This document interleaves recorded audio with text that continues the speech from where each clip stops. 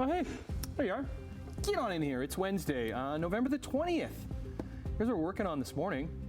Serial killer Paul Bernardo is set to have a parole hearing next week. Another historic building in Hamilton's Gore Park has come down.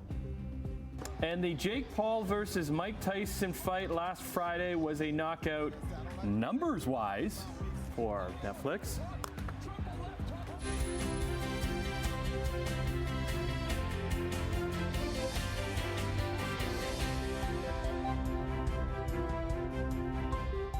Middle of the week, and we can see you clearly, Brian, but you can't see clearly outside in many areas this morning. Depends on where you are. Notice up on the mountain, it's really bad for you as well. Yeah, it's a little bad. Yeah, and then you got to kind of come down the mountain a little bit better. Yeah, the higher elevations have a lot of fog this morning. So, yeah, generally, we are looking at fog patches around us. Even the Niagara Peninsula has fog patches this morning. So be careful because the visibility is on the poor side this morning. Excuse me. We do have a main. Oh, this cold, it just won't let go. We do have a fairly cloudy sky at the moment, but the temperature today is going to be mild. Now, yesterday we got to 9 degrees. Today we should hit double digits. We should hit 11 degrees today, way above seasonal for this time of year. Yes, we do have the fog this morning. That will dissipate as the temperature rises.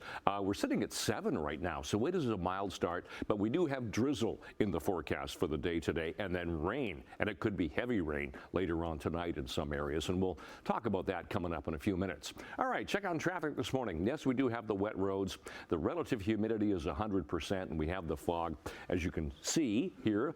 Not too bad right there. That's our exclusive camera at Waterdown Road. Looking at an MTO traffic camera, here you can see even Ontario Street in St. Catharines has a fair bit of fog this morning. If we flip ahead to Nikola Tesla Boulevard, not a lot to see right there. And the top of the Burlington Skyway Bridge, Toronto bound towards us. A little busy, but it's moving okay. So not really a lot of volume yet, but oh yeah, it'll build pretty quickly here on this Wednesday morning. We'll look at weather and traffic coming up in a few minutes. Right now, the news. Up first, serial killer Paul Bernardo has another parole hearing next week. Now, the mothers of two of his victims, Kristen French of St. Catharines and Leslie Mahaffey of Burlington, will not be able to give victim impact statements in person. Their lawyer has sent a letter to the Parole Board of Canada arguing they have a right to confront their daughter's killer in prison. Bernardo is serving a life sentence for murder, sexual assault, and kidnapping in a prison in Quebec. The family lawyer, Ted Danson, tells the CBC his clients will not be able to attend Bernardo's parole hearing because the board is, quote, unable to ensure the safety and security of all attendees. Danson has asked that the November 26th hearing be adjourned so the French and Mahaffey families can attend it in person. As a bomb cyclone forms over the coast of BC, more than 180,000 customers are without power. Hurricane-force winds are hitting parts of the British Columbia coast and closing major highways because of downed power lines. Environment Canada has issued more than 50 warnings, advisories, and alerts related to this storm. It covers most of Vancouver Island and some other coastal areas, also stretching deep into the BC interior. Meteorologists say the terminology bomb cyclone has been used for decades. It's essentially a non-tropical storm caused by a rapid drop in atmospheric pressure at its center. The storm is expected to continue for much of today. All right, let's bring it back home. And Mayor Andrea Horwath is set to introduce a motion at today's General Issues Committee asking the city to review its procedures around unsafe structures. Let's bring in Simone Gavros, who joins us from Gore Park with details as another building came down yesterday, Simone. Yeah, Tim, that's right. Another historic building here in Gore Park came down yesterday after the imminent risk of collapse. This comes after two buildings did collapse here last week on Remembrance Day. Now, thankfully, no one was hurt at that point, but Mayor Andrea Horwath has put forward this motion to ensure that something like this doesn't happen again. Now, the reason that this other building had to come down yesterday is because it shares support beams with the rest of the structures. They've moved considerably and they were unstable, according to an update from the the city. Houston Business Space Corporation, who owns the property, is covering the costs, and they say they will preserve heritage elements where possible of the buildings that date back to the mid-1800s. In a statement last week, the company told CHCH News that its regular engineering reports of the property showed no signs of imminent collapse. Now, the motion today is going to be directing staff to do a thorough review of the recent building collapses in downtown Hamilton, including a history and timeline. Horvath's motion is also looking for staff to compile an inventory of buildings across the city that have had any safety-related concerns. Now, the motion is also directing staff to provide any recommendations going forward as of early next year, and that's only going to be if this motion is voted in favor of. We're going to have all those details later today, but that starts this morning at City Hall at the GIC meeting at 9:30. Annette, back to you. Okay, thanks very much. Well, a water main installation project along Garner Road in Ancaster has taken longer to finish than first thought, and business owners say the delay is impacting their bottom lines. It has been a drastic difference for us. We were open less than a year when this started. We would say we're down 40 to 50% for sure. We keep making like offers and deals just to bring people in. It's still hard for people to come in. What was supposed to have been a week-long closure of Garner Road between Pennebaker and Hamilton Drive in Ancaster is now getting close to a month. City of Hamilton says weather, soil, and machinery failure have all led to the delay, but the city is expecting the stretch to open Monday. The project is expected to be completely finished by December of next year. 4 malnourished puppies have been rescued after they were found in a box in Niagara-on-the-Lake. The dogs, all badly underweight, are now in stable condition. They're being cared for by staff and volunteers at the Humane Society of Greater Niagara. They were found in a neighborhood park not very far from the outlet collection at Niagara. The Humane Society says help is available for pet owners who are struggling to care for their animals. They're also asking anyone who recognizes the puppies or has surveillance footage of Niagara on the Green Park to contact them. Well, more details are expected to be announced later this week on Niagara's newest tourist attraction. It actually involves a very old building, the Toronto Power Generating Station. It was finished in 1906 on the Niagara River. Last year, Niagara Parks announced Hamilton-based Pearl Hospitality had won the process to restore and redevelop it. At that point, Niagara Parks said the facility would open in 2027. The National Historic Site was the first wholly owned hydroelectric facility at Niagara Falls. It's been largely empty for the last 50 years. Well, there is a new most stolen vehicle in Canada. Is it in your driveway? Toyota Highlanders were the most stolen models in the country last year. The nonprofit insurance group Equité Association says the Highlander dethroned the Honda CR-V as the most stolen vehicle for 2 years in a row. Honda CR-Vs are now 4th on the list. Dodge Ram 1500 series, Lexus RXs, and Toronto Toyota RAV4s also made the top 10. Thieves continue to target vehicles that bring in the highest profit from illegal sales, especially overseas. Equité says the top 10 most stolen vehicles were 2019 or newer model years, had vulnerabilities with keyless ignitions, or they didn't have anti-theft devices. When in doubt, get a minivan. They ain't stealing that. Let's start from rainy Toronto as we get into Sportsline People Field, where our men's soccer team were trying to finish off the small South American nation of Suriname in the CONCACAF Nations League as they turned to their best to do it. Chouanier whips it across. Lara on the far post. It's loose inside the 6. Suriname can't clear. David finishes. Here's Johnny. Yeah, Jonathan David, who has been dominant in Europe in the Champions League, gets Canada on the board, jumping on that loose ball in the 23rd minute, which would kickstart a pretty good night for our lads, because it would only get better from there. Despite no Alphonso Davies in the lineup, they beat Suriname on the road Friday 1-0. Then they would win this one 3-0 thanks to 2 goals from Jacob Schaffelberg. It was party time as Canada finished off a strong year and expectations high as they're off to the Nations League semifinals coming up in March, where they will play Mexico in Los Angeles. The Edmonton captain reels it in, gives it up for Bouchard. McDavid, a shot stop. it right by the blocker. That's his second of the game. Yeah, to the ice. There's no way you're shutting out Connor McDavid and his Edmonton Oilers 2 nights in a row after losing 3-0 in Montreal on Monday.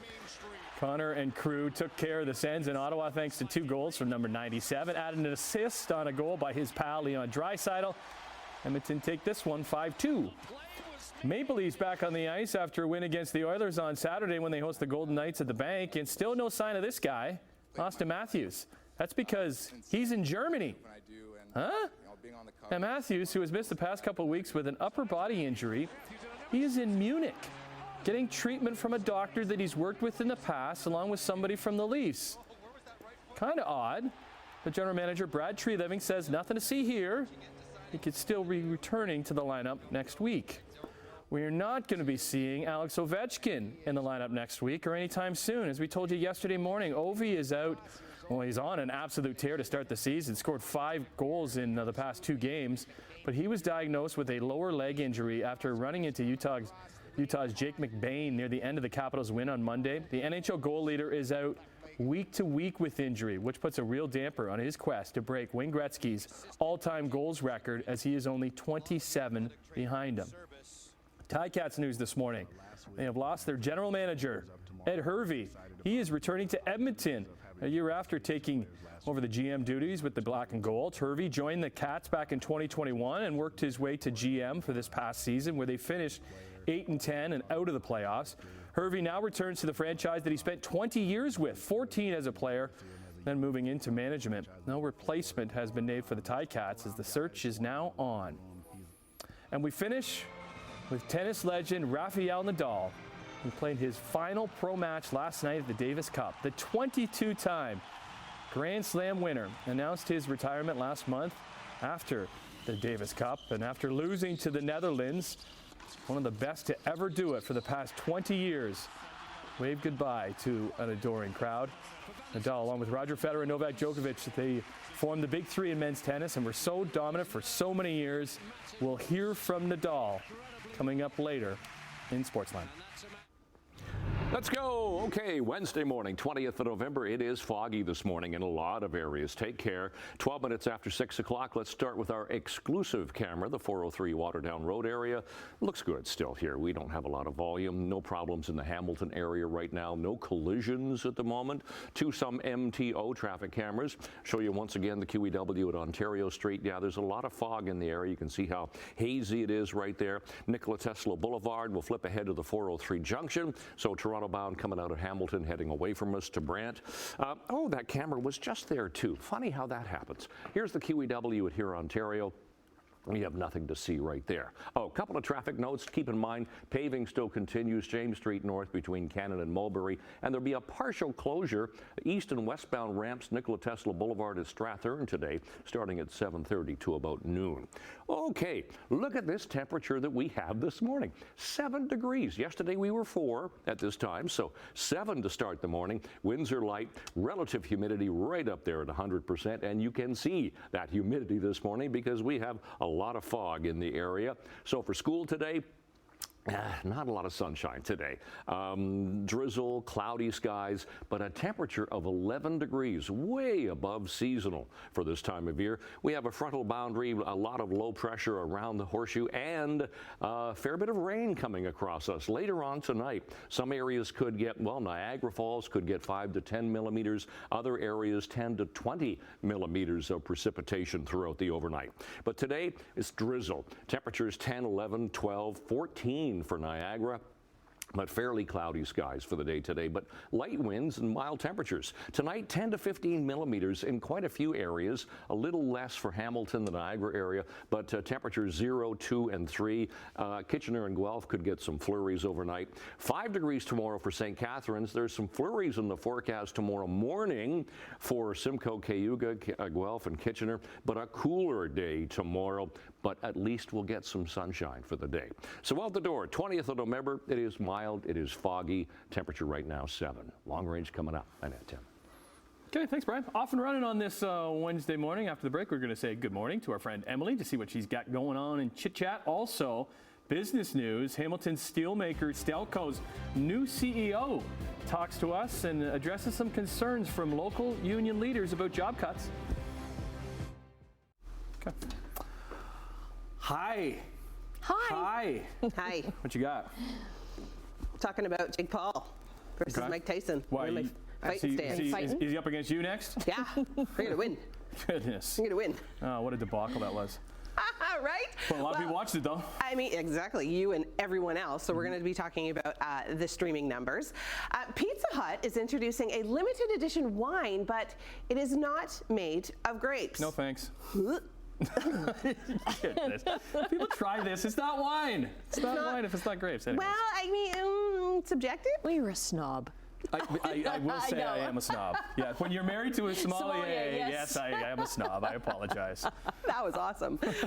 And later, we are getting set for a Glicked weekend. Is that what we're calling it? Wow, that's not what we're calling it, but that's what they're calling it. Cool.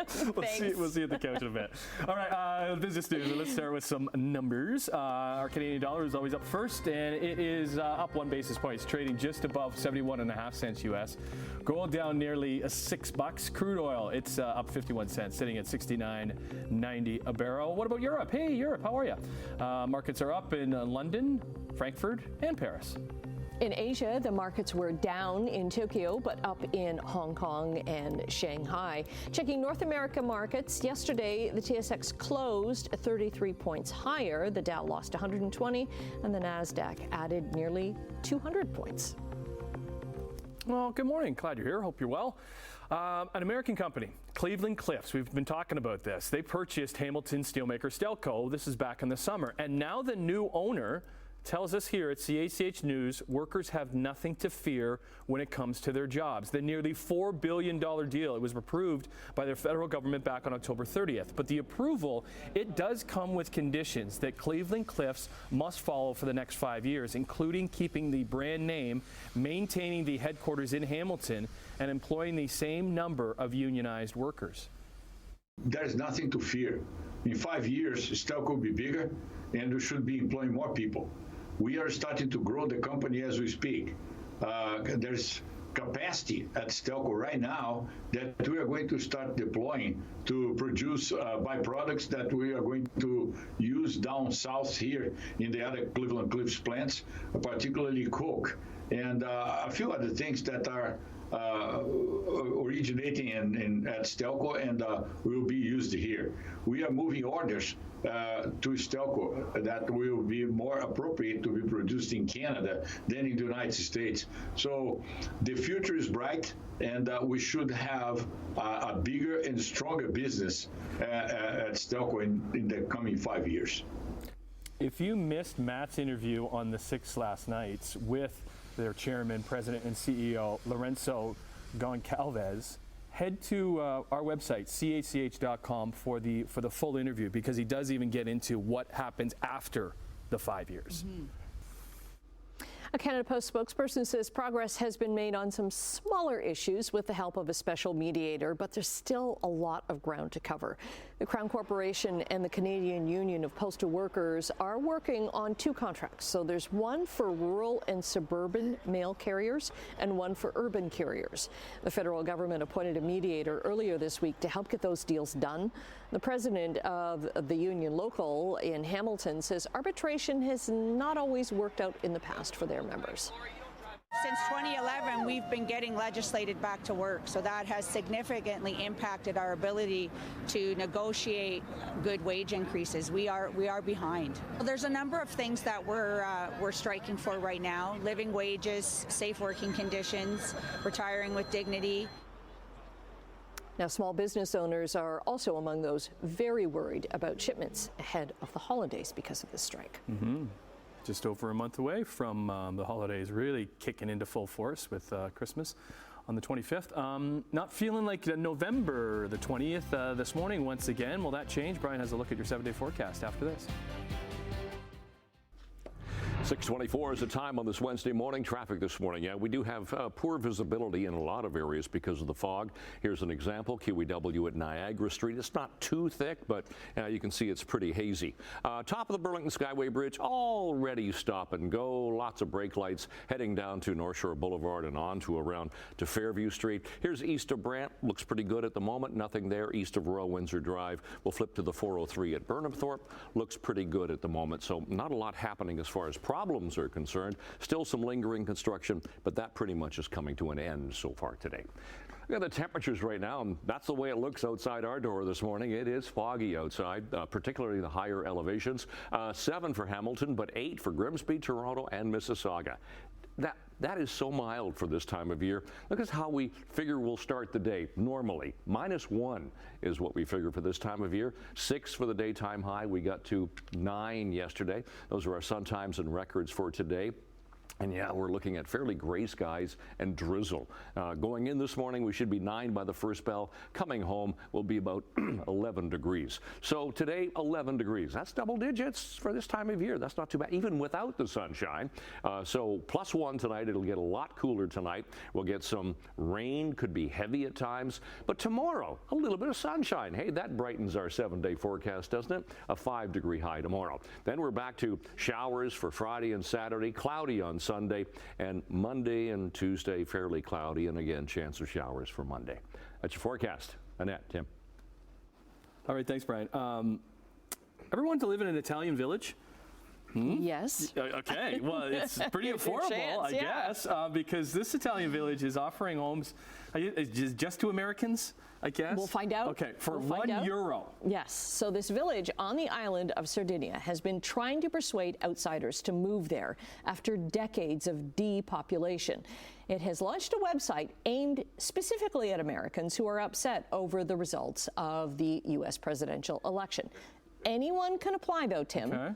But U.S. citizens will be favored over other potential applicants. The village is offering 3 tiers of accommodation, so there's free temporary homes to what's called digital nomads, so people working from home.